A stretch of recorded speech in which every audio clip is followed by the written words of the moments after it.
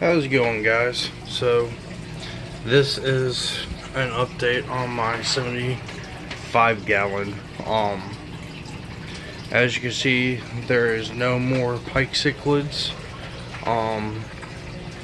Jose killed one, and I transferred one up to my brother. He ended up getting sick up there and eventually dying, which sucked. But I was kind of hoping my brother up in Maine would get something cool like that. So right now, let me zoom out and give you a nice. So this is how it's set up now. There's Ripper, beautiful as ever. You notice there's no Lupo. Moved up to my brother. She got sick as well. Not sure what it was, but could have been stress of the move. Who knows? So unfortunately, I do not have them anymore. But there's Ripper, my Malawi eye biter, and there's Brock, my beautiful tiger Oscar. Always showing for the camera. That's my buddy. Tank is very dirty right now. I just super fed them because I'm gonna do a water change, and we are in the process of just finished eating, and then we're gonna do the water change, clean it out. So as you notice, flower pot moved back there. I kind of put some of these. They're supposed to be like anacris, I guess, but they're fake plants. I only have two real live plants in here. You got one there, and you got this one there. He's seen better days, but it's starting to do a bit better. This food here is a gelatilized protein mix. This one's an omnivore. I usually keep them. They're from Rapashi. Let's see if I can get it. There we go. So this is the carnivore, the meat pie one. Yeah, it's a carnivore gel. Right now I'm using the omnivore, and it seems to be working very well. Doing pretty good. So far so good. There's a new addition right there. He's a Lima shovel nose. My brother got him for me up in Maine, and as you can see, the stress didn't do him no harm. He's doing good. I've had him for about a month, and he's doing very well. He's roughly about 5 inches, getting pretty thick. From what I gather, they can get 12 inches, maybe a bit bigger. It all depends. So he really loves his live morsels or actual meat morsels of shrimp, worms. He likes earthworms. They get black worms, blood worms, krill, river shrimp, ghost shrimp, the whole shebang. So yeah, it's kind of changed dynamics a bit. There's Astro. He's bigger than ever. So these guys are getting so big, and as you can see right now, I don't know how those guys are fitting in there, but they are. There's Striker right there. That's my featherfin. If I know that's what she got, potbelly. Apparently females carry potbelly for eggs and whatnot. And then she loves to eat too. She'll eat everything, but she's doing really good. But her, as you can see, they use these. They're only a few bucks. They're guinea pig huts. They're only a few bucks at PetSmart. Is one of the cheaper options I wanted to use. Yeah, I know they're purple, blah blah blah. What I like about it is they're see-through, but they give them a sort of protection, so I can still see through it. You know, you can see your dudes, but they're protected. I put rocks around it to kind of give it like a sort of facade and kind of, you know, maintain a security sort of feel, so they would want to go in there. but you can still observe them, obviously. We have one catfish is in there in the flower pot, and Larry, my blue lobster, molted, and right here is what he molted from.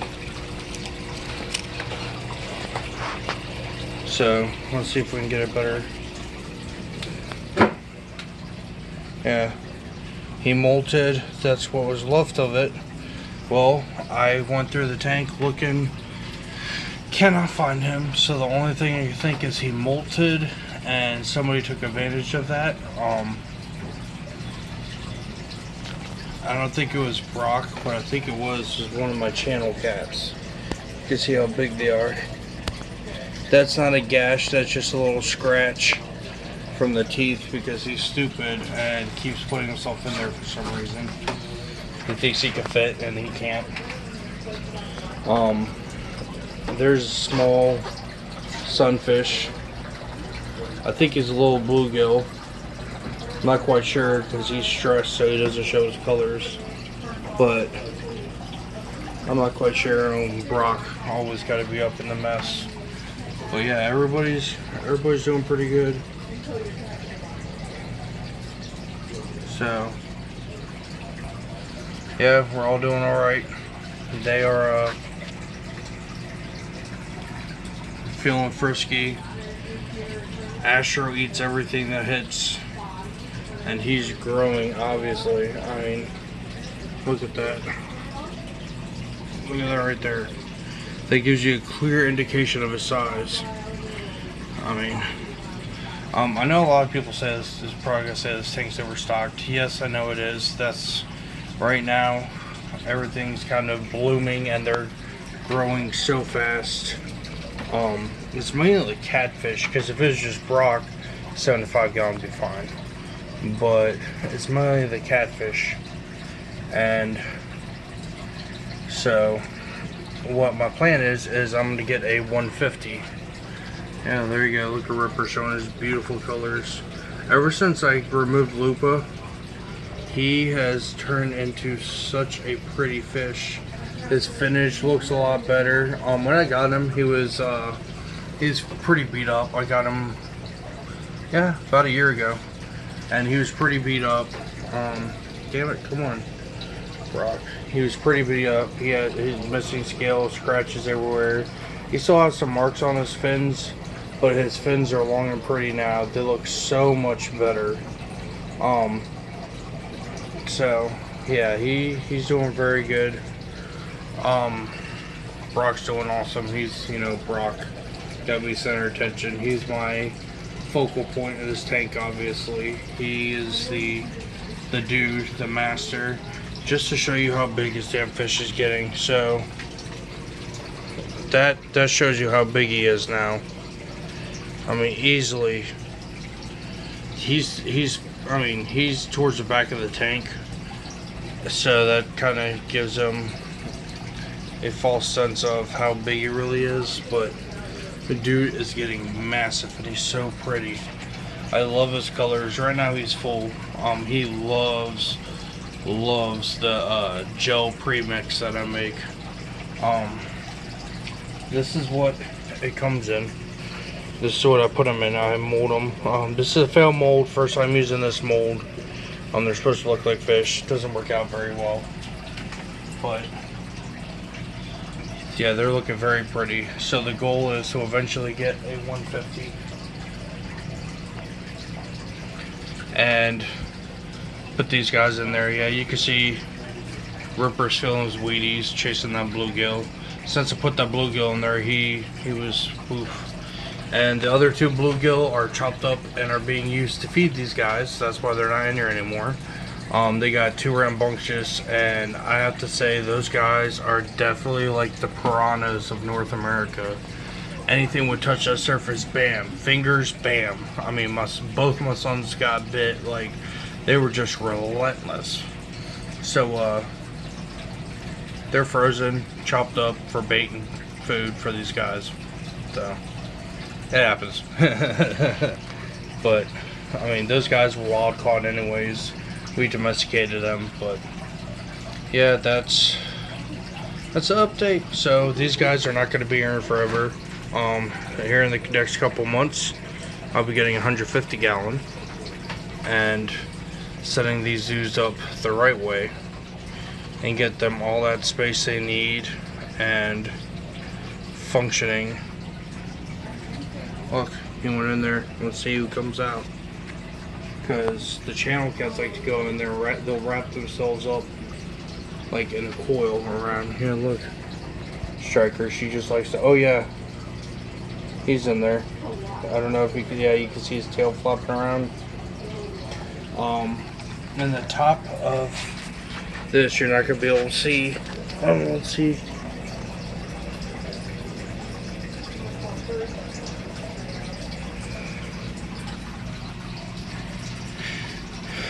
I'm trying to see if we can see them. I don't think you're gonna be able to see them. You're not gonna be able to see them. I have my granulated catfish. He sits right in the back there, right in the back, up top. He just loves to sit right there. Nobody can really bother him because he is a completely armored catfish. He's doing good. He's getting big. He's growing. He's eating. You just don't see him during the daytime. He's strictly nocturnal. Loves to hide in his space. And look, there you go. Striker. She's going right on in. Gives them a nice little place. There's two of them. Because having all these catfish, they always need their caves. Their, places to go hide. They love to just sit up in there, wait for an easy meal to come out, and they just pop it. So these guys love to go in those huts. Best thing I ever did. It was actually courtesy of my wife. She's the one who came up with the idea. So, but actually, right now, with the way it's going, the stocking and everything, water changes have to be done weekly. I slack sometimes, but they have to be done weekly. Algae problems pretty much cleared. If you see this, it looks yellow, but that's just the way the camera's picking it up. It's not really yellow. And right here, so my brother gave me one of these, the Aqueon 75. I love this thing. It comes with two. You put 2 filter pads in it, and it flows so well. And then I've got my Cascade 300 over here. So compared, I love the Cascade. It works so well. It's got that one giant big pad. Works so well compared to marine lens and all. I don't mind marine lens, I've got one, but this is just so much better. And then the Aqueon, I mean, what can you say? This thing flows like a champ. So we got both those running right now, and actually tonight I'll be ordering a Sun canister filter that's 375 gallons per hour flow, and it's gonna be paired with these two. So I guess not paired, but whatever. So we're gonna have all 3 of those. So that's 100 gallons technically flow rate, and this is for a 100-gallon tank. And so both of them with 275 rated sponge filters with a canister filter flowing through here should keep it really clean. I mean, the water's really good. I had the light changed on. This is the light bar my brother gave me. It's a Fluval. It's the Sky Color and LED. It's very, very thin. I'm gonna look at it. It's like 3 inches maybe max width. Works great. Has this neat little remote. And then you have, let's see if you can see. Hold on. There's the sensor. I got it run around, and it goes up top to the light. So you can change different settings. So let's see. I'm going to, you can turn it down, dim it. It's purple now, and then you can change it up. Turn the blue up, turn green down, turn red down. Boom, it's nice and blue. Then you turn the green up. Now it's like a aqua color. And then you can turn the white up, and then wham, nice and bright. So it probably flickers a little bit. I guess it's LEDs, but. And the other thing is when I do the water change, I got, obviously I got to fill some water up. I had an incident where the Aqueon 75, biggest only complaint I have on it, it overflowed. So as you can see, there's no mesh on there, no screen. That's because I wanted to pull everything up. I have no small fish. There's nobody breeding in here. I don't care. Everybody, stays clear of that intake, and they're good to go. So the biggest thing is the filter pads on the Aqueon will fill up and it'll overflow. And if it's flowing so much, what'll happen is the emergency outlet for the overflow can't keep up, and it'll actually overflow out the top of it, down on the floor, and it comes straight out. So that's my biggest complaint on that. But yep, there's everybody doing good, doing well. Everybody's nice and clean, no sickness, no nothing.